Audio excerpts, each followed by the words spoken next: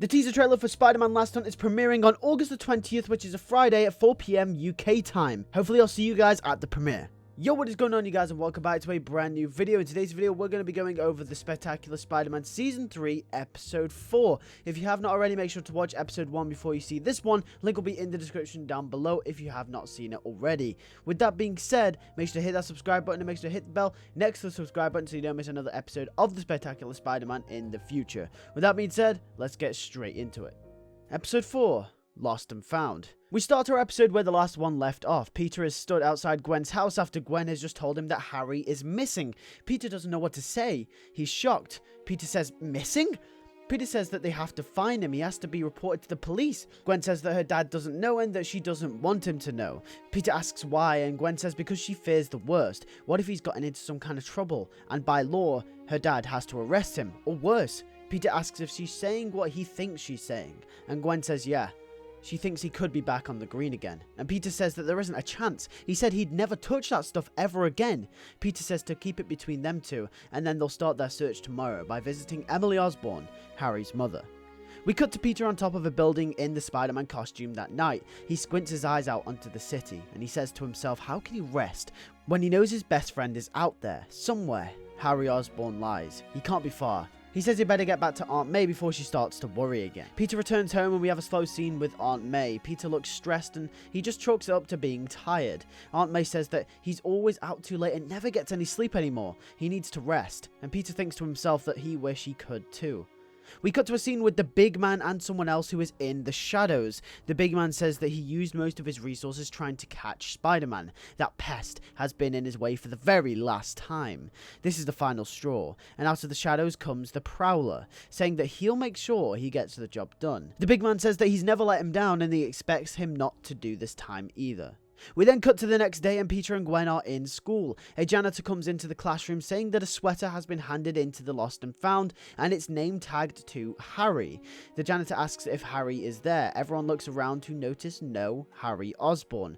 Gwen steps up and says that she's his girlfriend and she will give it to him. The janitor leaves. After class, Professor Warren says that he wants a word with Gwen and Peter. He says he knows that Gwen and Peter are close with Harry and he asks where he has been. The professor assumed that he'd been unwell since not attending the last few days, but after no call from his mother or anyone, he started to become a bit worried. Gwen says that it's nothing to worry about and she has to lie and say that he's just a bit ill at the moment and he'll be back in school soon because obviously he is missing and Gwen and Peter don't really know what's happened. Peter and Gwen leave the class. We then cut to a scene with Peter and Gwen walking up to Harry's house. They beg and hope that Emily knows something about where he is. They knock on the door and Emily answers. They explain the situation to Harry's mother and she says that that's weird because she hasn't seen him in ages either. She assumed that he was with Gwen at her house and was just about to contact her to see if she'd seen him. Peter and Gwen are lost. Emily says the last time that she saw him was a couple of days ago, which lines up exactly where Peter and Gwen last saw him as well. Peter and Gwen leave and they say that they will let Emily know if they find anything. Peter says to Gwen that they just need to tell her dad or the police or someone. Gwen says that they can't because they don't know what's actually happened to him and they don't want to get their friend in trouble. Peter says that he thinks that's best. Gwen says that he can't comment on what he thinks is best when he hasn't been there when she's needed him the most. Peter is shocked. Why did she say that? Gwen says that he never answers her calls and ignores her all the time. It's like he's got something against her. Peter says, whoa, calm down. Peter hits back with saying that her and Harry have both ignored Peter all summer. What the hell was he meant to do? And Gwen says that she's sorry, she just snapped. She's just really stressed about Harry. In fact, Peter has no idea why them two have been so distant with him, but he tells Gwen that he thinks it's something to do with Harry.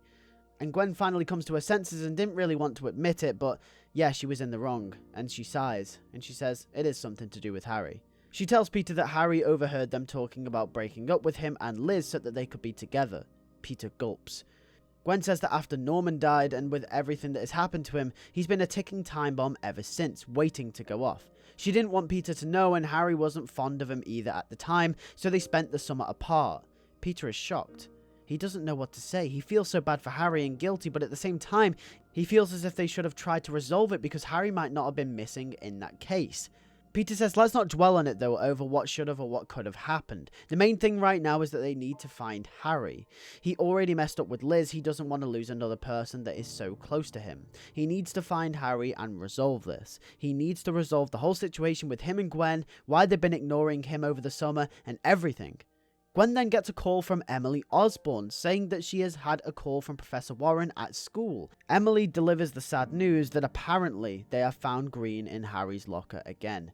She says that he's back on it by all the signs. Gwen says maybe wherever he got it from they can track back and then find out where he might be. Gwen starts to walk away as cop cars stream past them on the street. Peter looks around and knows that he's going to have to intervene. This looks like a big deal. Peter says that he needs to go and says that he'll catch up with her later. He says the Bugle will want photos and Gwen pulls a stern face of annoyance, stating that that's his friend, he's in trouble and he's just going to leave. Peter says he's sorry and he runs off, he really needs to go. Peter pulls down the mask in an alleyway and says, why does it always have to be at the most inconvenient of times? He swings towards the scene of the accident. Captain Stacy is there as well. A cloud of smoke appears from the distance and Spidey says that that can't be good.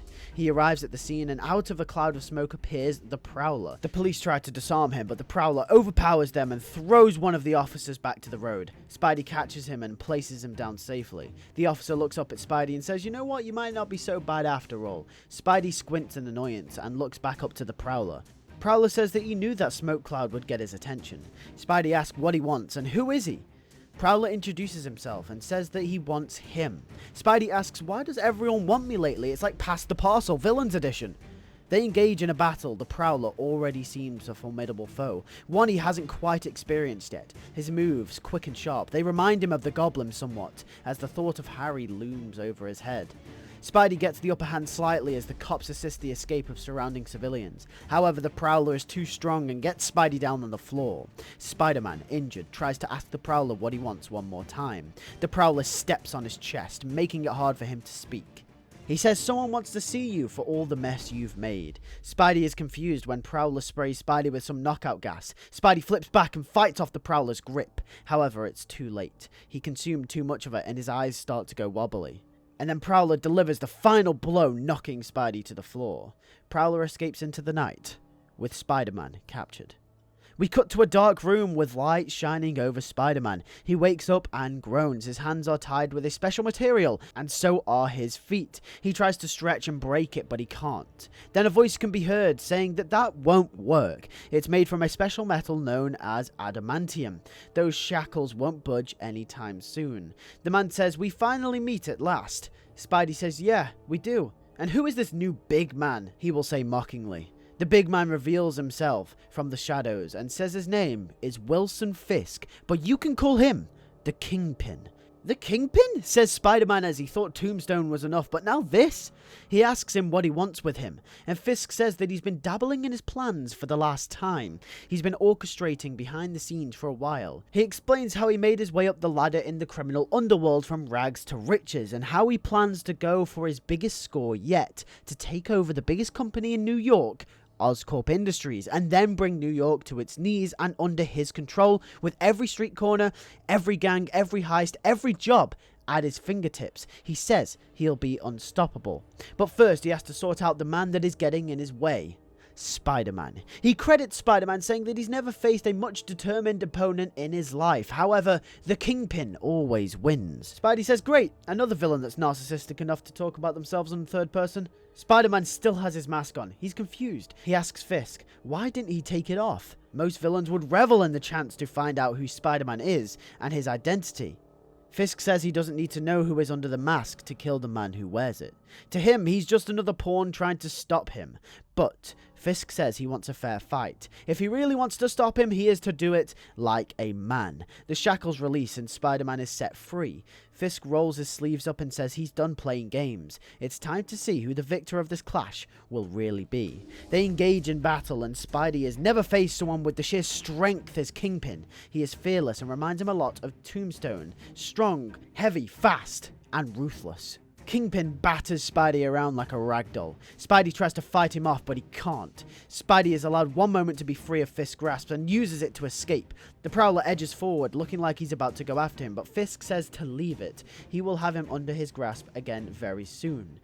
He escaped, and Spidey lands on top of a building and coughs up blood, his suit ripped and bloodied. Spidey barely escaped there with his life. He's never backed down from a fight, but this time he had to.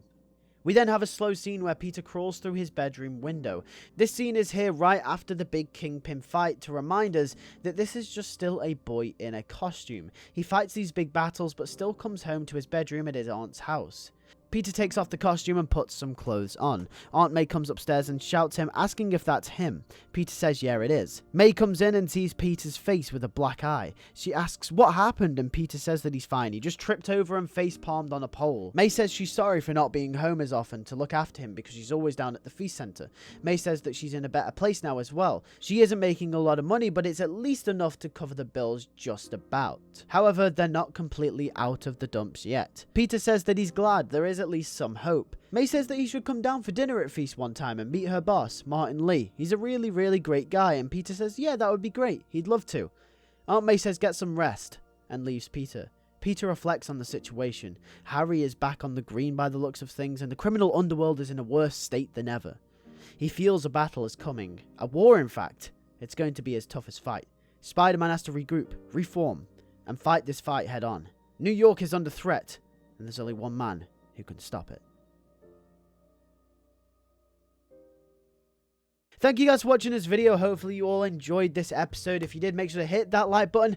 And if you have not already, make sure to hit that subscribe button to not miss another episode of the Spectacular Spider-Man Season 3.